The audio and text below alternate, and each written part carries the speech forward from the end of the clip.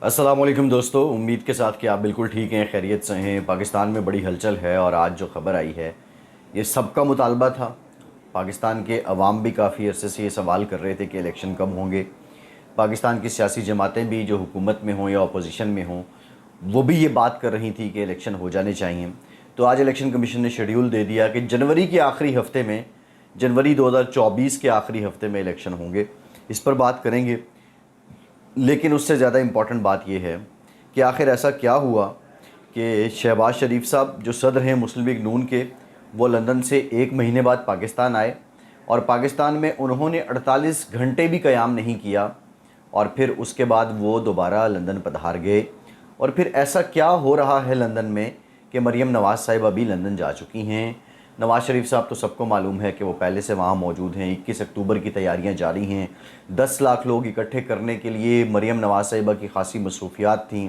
वो तंजीमों से मिल रही थीं, डिवीज़न वाइज मुलाकातें कर रही थीं। और ऐसा क्या हुआ कि अब उन्हें लंदन जाना पड़ गया अचानक, वो भी और शहबाज शरीफ साहब आए और गए, ये आनियाँ जानियाँ क्यों हैं?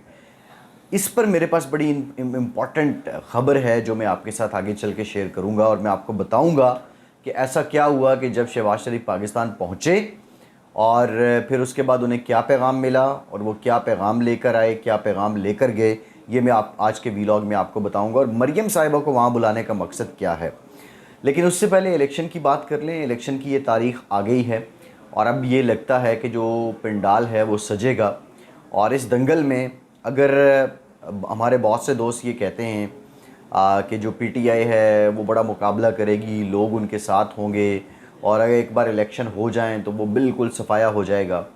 तो जो इस वक्त के हालात हैं, अगर हम आज की डेवलपमेंट की बात करें, जो एसएसपी इन्वेस्टिगेशन अनूश मसूद हैं, अब वो लाहौर के जो मुकदमात देख रही थी 9 मई के, मरकज़ी मुकदमे समेत तमाम मुकदमात में जो दफ़ा है 120B वो शामिल कर ली गई है। तो इसको बगावत की दफ़ा कहते हैं। ये इंतहाई संगीन दफ़ा है।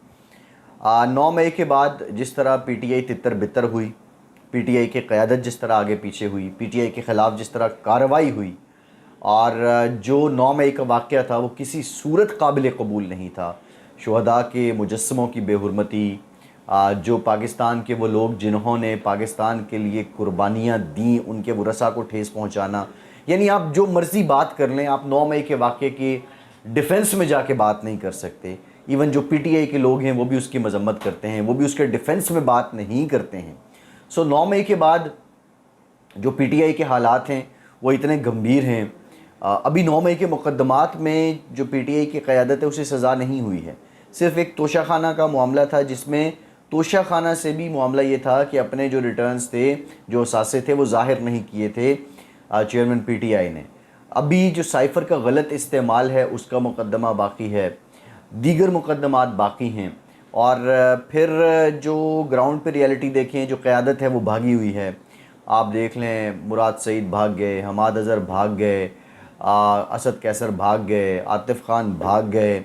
यानी पीटीआई के जो लोग हैं वो पाकिस्तान में मौजूद नहीं हैं। अगर मौजूद हैं भी तो वो रूपोश हैं कहीं पे, वो अपना सुराग नहीं दे रहे।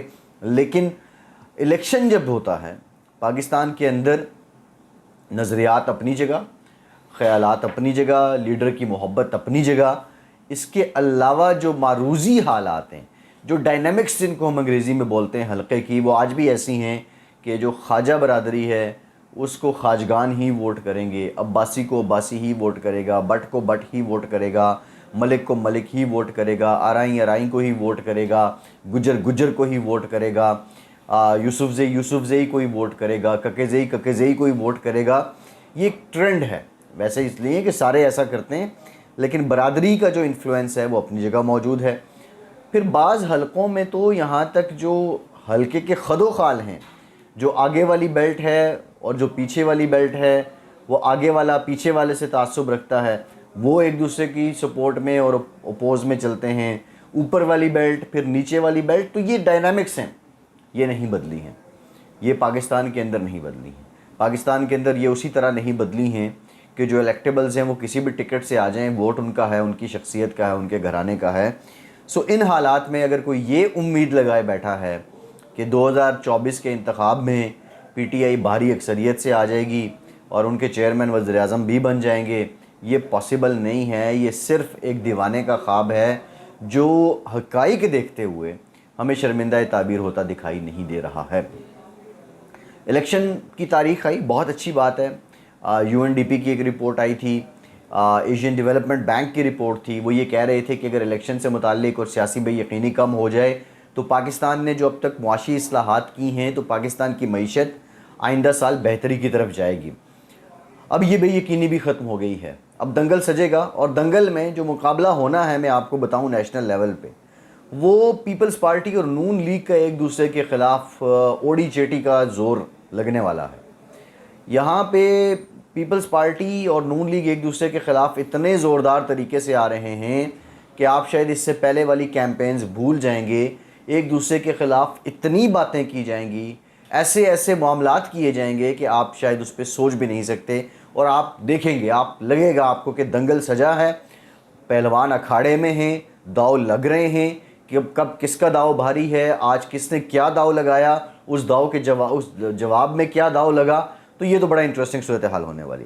اب جو میں نے بات کی تھی کہ ایسا کیا ہوا کہ شہباز شریف صاحب کو آنا اور جانا پڑ گیا، بنیادی طور پہ آپ نے دیکھا ہوگا کہ پاکستان کے میڈیا پہ خبر چل رہی ہے نواز شریف صاحب کی ایک ممکنہ یا مبینہ ڈیل سے متعلق، اور پھر اس میں کچھ لوگوں کے نام بھی آئے کہ جب نواز شریف صاحب دوبارہ وزیر اعظم بن جائیں گے تو فلاں لوگ احتساب کے کٹہرے میں ہوں گے۔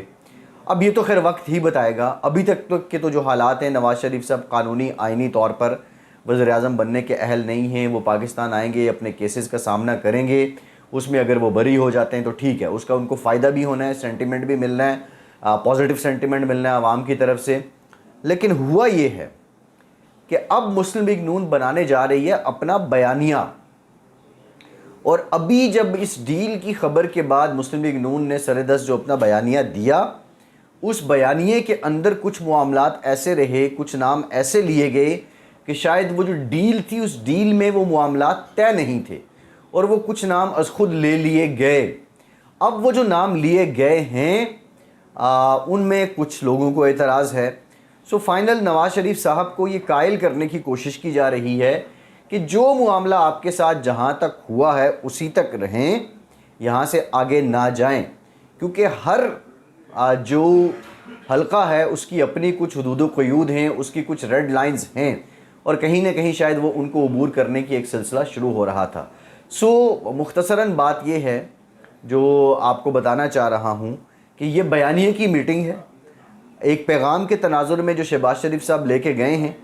اب نواز شریف صاحب اس پہ کنونس ہیں تو بیانیہ بنے گا، اور اس بیانیے میں 2013 سے 18 کے کارنامے بھی ہیں، آئندہ کس کس کا احتساب کرنا ہے اس سے متعلق بات بھی ہے، اور پھر پیپلز پارٹی کے خلاف کیا الفاظ ہونے چاہیے یا کیا بیانیہ اپنایا جائے، یہ سب کچھ ہے۔ سو بہت کچھ پک رہا ہے لندن میں، اور وہ پاکستان کی قسمت کا جو فیصلہ ہے وہ لندن سے ہی ہونا ہے، کیونکہ مسلم لیگ نون کی قیادت وہاں بیٹھی ہے۔ بہرحال جو اس وقت لائزون ہے مسلم لیگ نون کا ریلیونٹ کوارٹرز کے ساتھ، وہ تاریخی ہے، بے مثال ہے، اور پیپلز پارٹی بھی اپنے معاملات بہتر رکھے ہوئے ہے، لیکن نون لیگ کا پلڑا اس وقت کسی حد تک ہمیں بھاری نظر آتا ہے۔ فیصل عباسی کو اجازت دیجیے۔